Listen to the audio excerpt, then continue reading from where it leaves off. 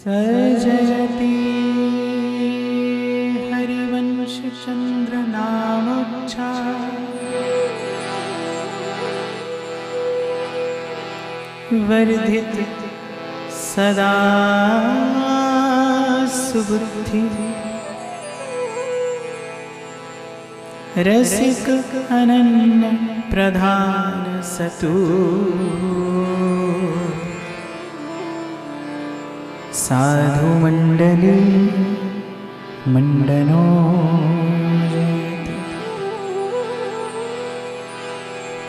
वृंदावनेश्वरी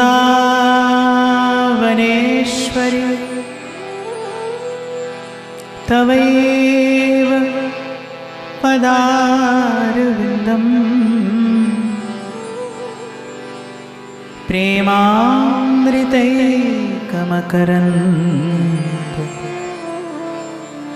रसौघपूर्णं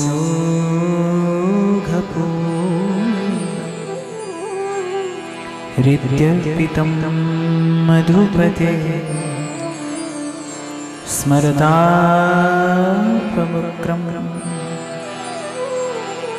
निर्वापयत् परमशीतलम् आश्रयामि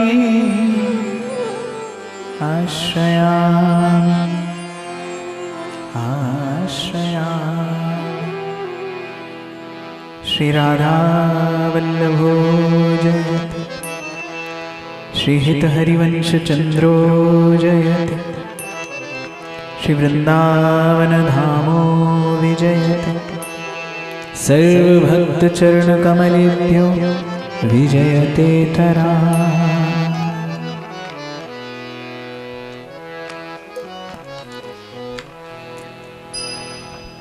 आज के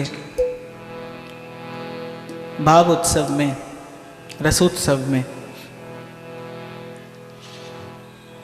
केवल प्रेम रस की ही अभिलाषा आकांक्षा लिए हुए हम प्रवेश करें।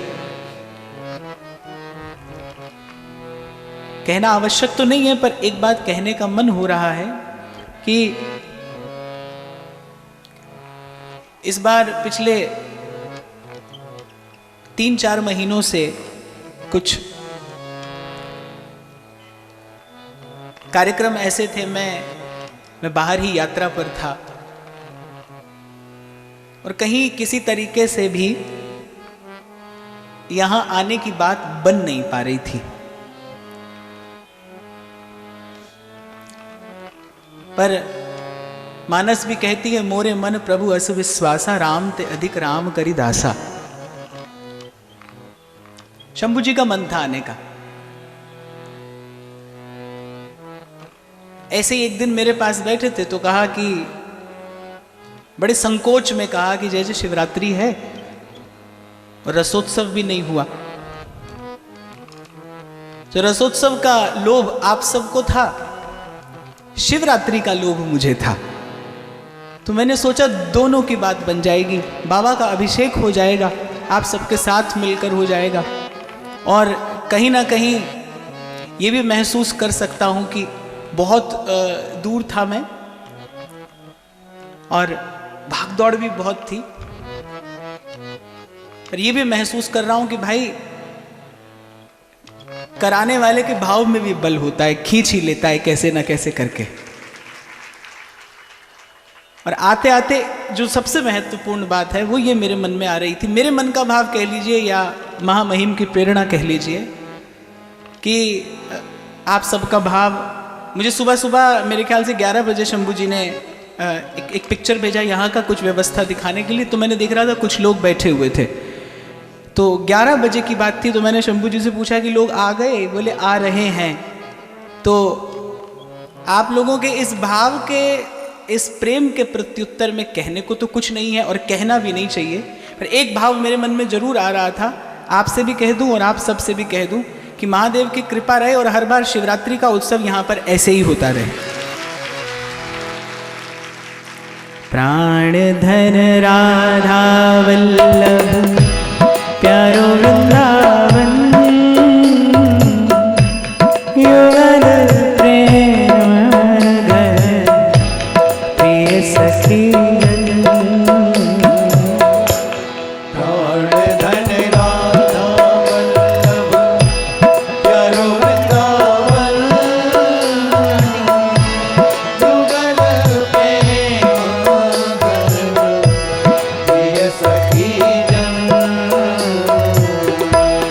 जीवन धन राधा प्यारो वृंदावन युगल प्रेम घन प्रिय सखी जन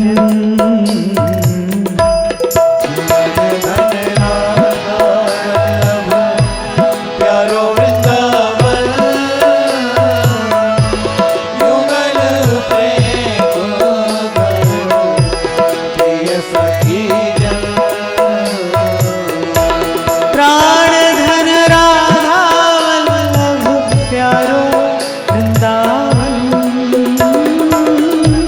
प्राण धन राधा वल्लभ प्यारो वृंदावन जीवन धन राधा वल्लभ प्यारो वृंदावन जीवन धन राधा वल्लभ प्यारो वृंदावन युगल प्रेम घन प्रिय सखी प्राण धन राधा वल्लभ प्यारो वृंदावन युगल प्रेम घन प्रिय सखी जन जीवन धन राधा वल्लभ प्यारो वृंदावन युगल प्रेम घन प्रिय सखी जन धन राधा वल्लभ प्यारो वृंदावन युगल प्रेम घन प्रिय सखी जन प्राण धन राधा वल्लभ प्यारो वृंदावन प्राण धन राधा वल्लभ प्यारो वृंदावन जीवन धन राधा वल्लभ प्यारो वृंदावन जीवन धन राधा वल्लभ प्यारो वृंदावन युगल प्रेम धन प्रिय सखी जन प्राण धन राधा वल्लभ प्यारो वृंदावन युगल प्रेम घन प्रिय सखी जन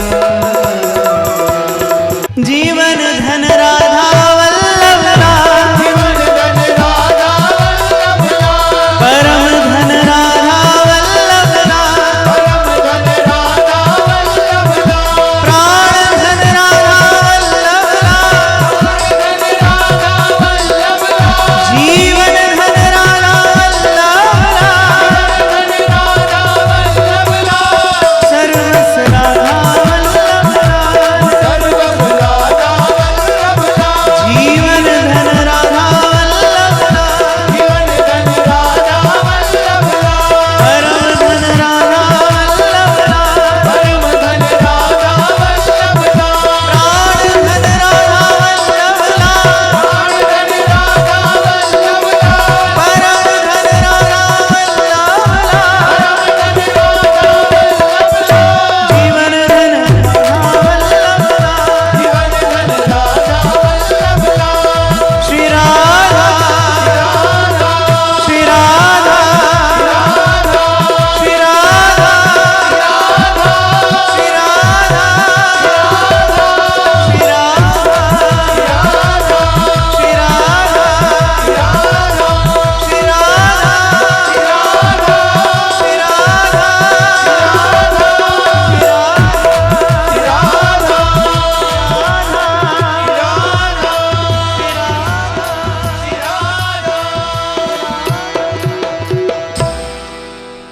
श्री सद्गुरु चरणारविंदो जयते।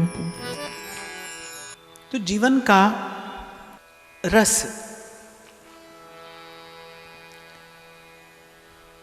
प्रेम है।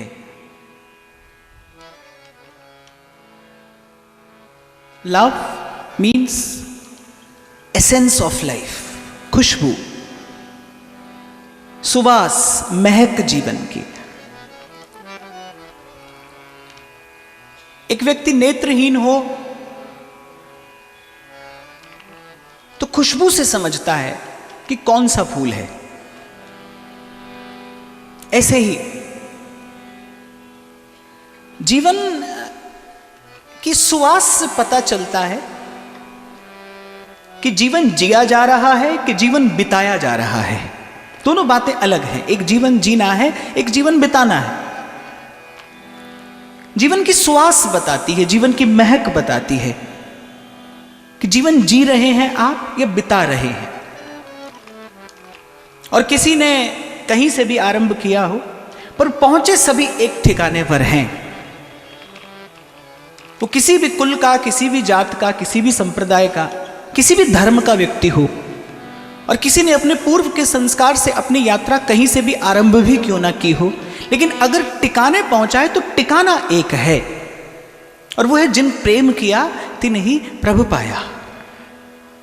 तभी मैंने आरंभ किया इस वाक्य से कि जीवन का रस प्रेम है, जीवन का सुख प्रेम है, जीवन का आनंद प्रेम है। और मैं तो कहता हूं जीवन और आनंद, जीवन और सुख, जीवन और रस एक स्थान पर आकर दो बात नहीं रहते। जीवन ही प्रेम है, प्रेम में ही जीवन है। Love is life, love is God. जीवन ही प्रेम है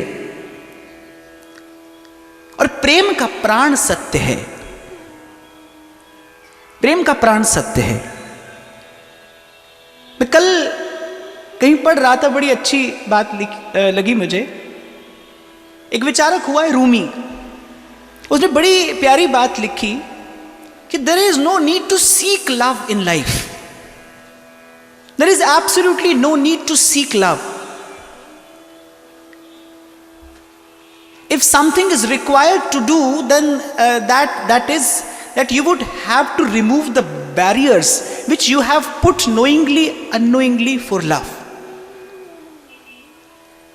आप लोगों से पहले भी कई बार चर्चा हुई कि उपासना में एक साधक तत्व होता है, एक बाधक तत्व होता है। Something to do and something not to do.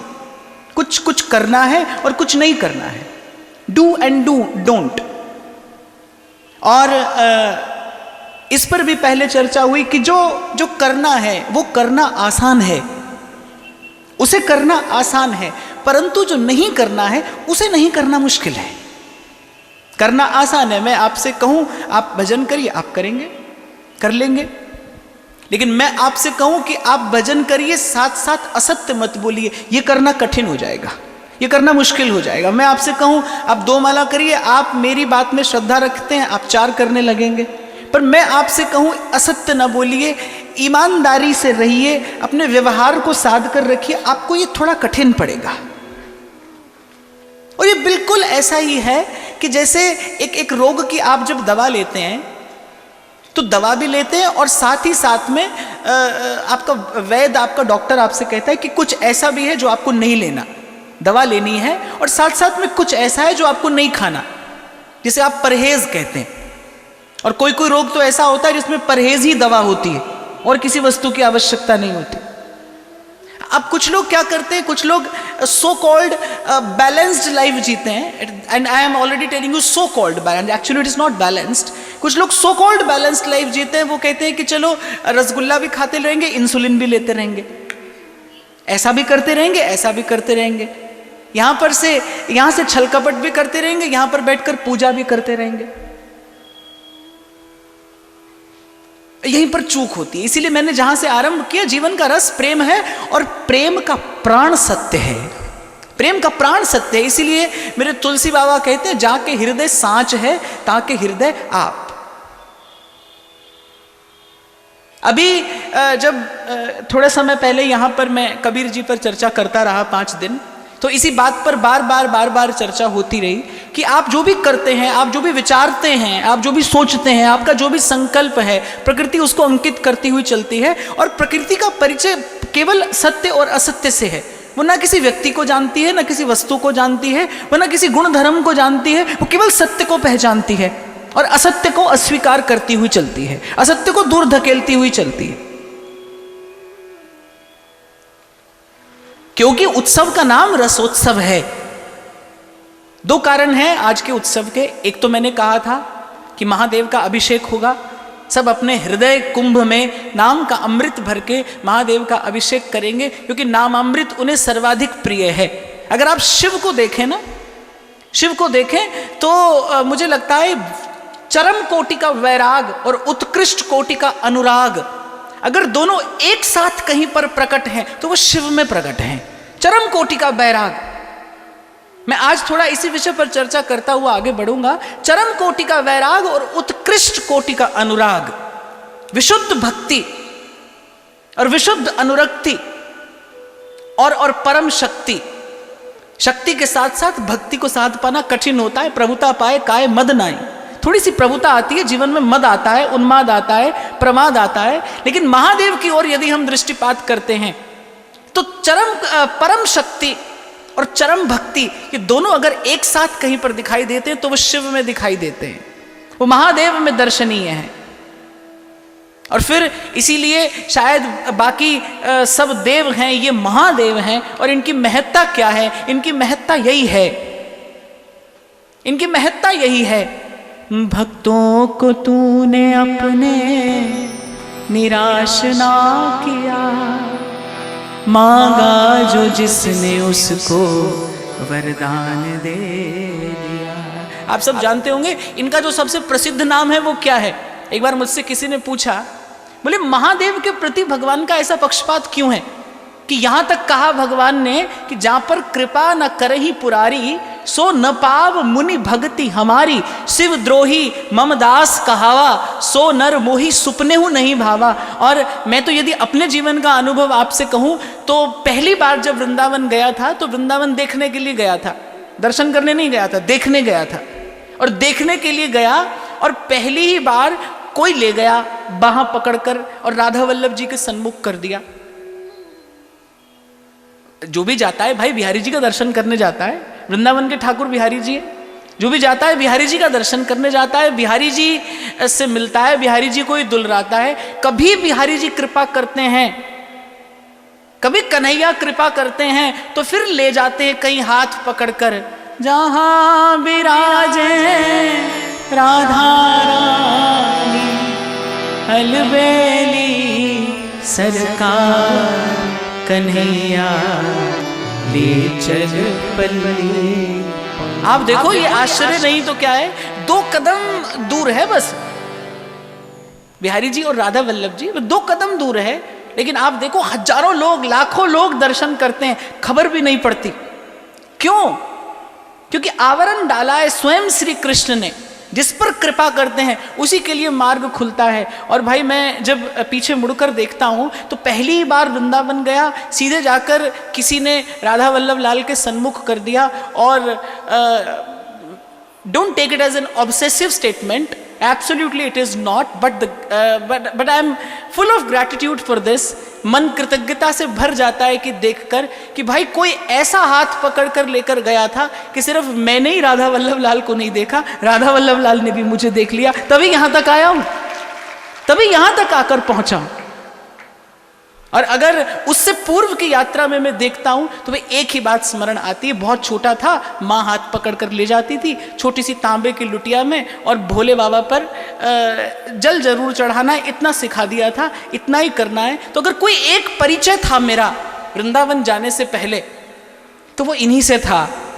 और वृंदावन जाने के बाद भी साधन के पथ पर चलते हुए बड़ी सारी परिस्थितियां आई, साधक को भीतर और बाहर के द्वंद्व त्रस्त करते हैं, किसी ना किसी प्रकार से साधन के पथ से हटाने का प्रयास भी करते हैं। पर भाई एक बात की अनुभूति अवश्य की, इसलिए आज के दिन, आज कृपा का अनुग्रह का दिन है और सौभाग्य सुयोग बना है कि ऐसे दिन आप और मैं सब यहाँ एकत्रित हुए हैं इनका अभिषेक करने के लिए। क्योंकि भाई यही हैं, इसीलिए गोस्वामी जी बड़े स्पष्ट शब्दों में कहते हैं, तुम त्रिभुवन गुरु वेद बखाना। प्राणी मात्र के लिए अगर गुरु तत्व है, प्रकाश तत्व है, तो वो महादेव हैं। इनकी कृपा जब तक नहीं होती तब तक जीव का आवरण भंग नहीं होता। विशुद्ध भक्ति का, रागानुगा भक्ति का, प्रेम लक्षणा भक्ति का जो प्रेम का पथ है वो नहीं खुलता। जीवन का रस प्रेम है, प्रेम का प्राण सत्य है। और अगर सत्य की बात आती है तो पहला संबोधन जो दिया जाता है, सत्यम शिवम सुंदरम, ये परम सत्य है। तो it is just an expression of gratitude, ये कृतज्ञता है। अंजुलि पर मस्तक किए और विनय भक्ति के साथ इतना ही आपसे कहकर उत्सव के भाव में हम लोग आगे बढ़ें कि जितनी देर के लिए यहाँ बैठना, आज अपने मन में केवल एक ही भाव रखना कि आपके हृदय का, आपका अंतर मन का कुंभ हो, घट हो, और उसमें नाम का अमृत भरना और मेरे बाबा का अभिषेक मेरे साथ साथ करते रहना। क्योंकि भाई यही वो द्वार है जहाँ से विशुद्ध भक्ति का प्रसाद मिलता है। इसीलिए कोई भी देव देव है, पर ये महादेव हैं। क्यों? क्योंकि जीव की अल्पता को नष्ट कर, जीव के जीवत्व का भंग कर उसे महानता प्रदान करते हैं, उसके जीवन को महत्ता प्रदान करते हैं। जीवन में प्रेम की सुवास आती है इनकी कृपा से, इनके अनुग्रह से। क्योंकि मैंने आपको बताया ना कि अगर विरक्ति और अनुरक्ति किसी में चरम पर प्रकाशित हुई है, प्रकट हुई है, तो वो महादेव में हुई है। और एक और बात मैं जो कह रहा था आपसे, किसी ने मुझसे पूछा कि भाई शिव के प्रति ऐसा पक्षपात क्यों है भगवान का, कि भगवान ने कहा कि जहां पर कृपा न करहि पुरारी, जिन पर ये कृपा नहीं करते सो न पाव मुनि भक्ति हमारी, वो हमारी भक्ति प्राप्त नहीं करता। तो ऐसा पक्षपात क्यों है? तो मैंने कहा भाई इनका सबसे प्रसिद्ध नाम क्या है? भोले बाबा। तो वो जो भोलापन है ना, भक्ति का चरम क्या है? नवम सरल सबसो छल हीना, मम भरोस ही हर्ष न दीना। ये भक्ति का परिपाक है। भक्ति कहां जाकर पूर्णता को प्राप्त होती है? नवम सरल, भोला। और आपने सुना होगा, सब तो महंगी हुंदी ये मासूमियत, सोने तां उंज लोग बतेरे हुंदे, जिन्हां नूं तकीए ते तकदे रह जाइए, दुनिया ते कुछ खास चेहरे हुंदे। सब तो महंगी हुंदी है मासूमियत। जीवन जिया आपने इस संसार के मध्य रहकर, और अगर यदि आप अपने मन की निर्मलता, अपने मन की निश्चलता बचा पाए तो ये जीवन की उपलब्धि है। मैं तो कहता हूँ सबसे बड़ी उपलब्धि कि संसार के मध्य में रहने के बाद आप अपने मन की निर्मलता बचा पाए, आप अपने मन की निश्चलता बचा पाए। क्या आकर्षित करता है? किसी की गोद में एक छोटा सा नन्हा सा प्यारा सा बालक है, क्या आकर्षित करता है आपको कि आपका कोई परिचय नहीं है, आप नहीं जानते, आप खींचे चले जाते हैं उसकी ओर और थोड़ा दुलरा देते हैं उसको, थोड़ा प्रेम दे देते हैं, थोड़ा स्नेह दे देते हैं उसे। क्या आकर्षित करता है आपको? बालक की निर्मलता आकर्षित करती है। जो बालक की जो निश्चलता है ना, वो जो बालक का अंतःकरण जो है, जो मैं मेरा नहीं जानता, मेरा तुम्हारा नहीं जानता, वो जो बालक की निर्मलता है। इसीलिए मेरा कबीर कहता है, दास कबीर जतन से ओढ़ी, दास कबीर जतन से ओढ़ी, जो की त्यों धर दीनी चदरिया, झीनी रे झीनी। श्री कबीर जी ने बड़ी लंबी आयु पाई, और ये उनके प्रयाण के समय का पद है कि कबीर से किसी ने पूछा कि भाई जीवन में कमाया क्या, क्या कमा कर जा रहा है यहां से? तो कबीर उत्तर देता है, दास कबीर जतन से ओढ़ी,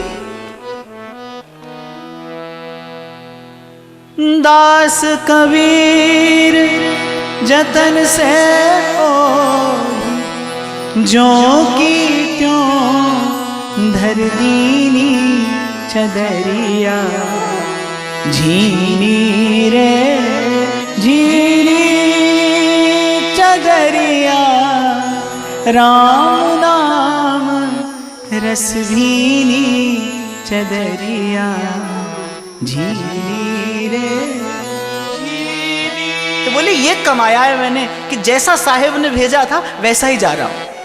एक शायर कहता है फर्श से तार्श तक तरक्की होती है जरूर, फर्श से तार्श तक तरक्की होती है जरूर, वो तुझे फरिश्ता भी बनाएगा, इंसान तो बन। वो तुझे फरिश्ता भी बनाएगा तो इंसान तो बन।